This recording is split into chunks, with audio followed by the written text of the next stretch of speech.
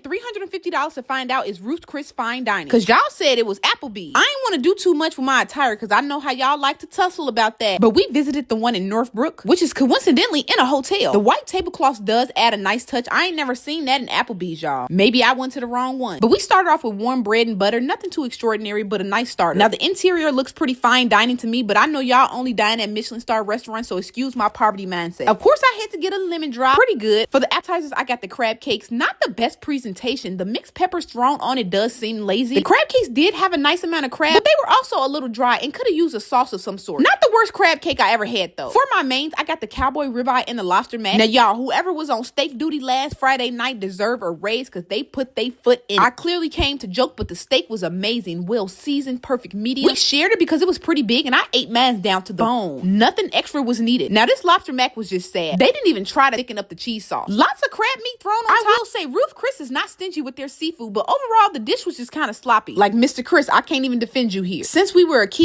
from the contact high from the table over, we got a glass of wine, which was great. But do y'all think it was worth it, or should I just go to Applebee's next time? The great national divide over dress codes. It's back with a debate over the dress code at steakhouse chain Ruth Chris and what it calls proper attire, asking guests to remove all hats and not come in with gym wear, pool attire, tank tops, or exposed undergarments. Another chain, Chili's, posted about that, saying the only dress code at Chili's is you have to be dressed. We've been here before, America. Remember last month, the Tampa airport announced itself as a pajama-free airport?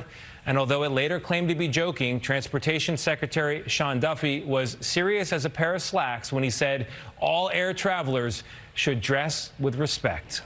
I'm not fining anyone if they wear their pajamas on the airplane, right? That's not what we're doing. We're asking people to maybe dress a little better. If we're honest, it can certainly seem like the Sean Duffys and the Ruth Chris's of the world are losing this battle for standards. A few years ago, after all, the U.S. Senate itself started to allow lawmakers to wear whatever they want, which for Senator Fetterman included shorts and sneakers in the chamber. But just a week later, people forget this, lawmakers voted unanimously to reinstate a dress code, and it was a popular move. So I don't know the answer here, but it's hard to argue with Mark Twain, who said, clothes make the man. Naked people have little or no influence on society. The same may be true for people in pajamas.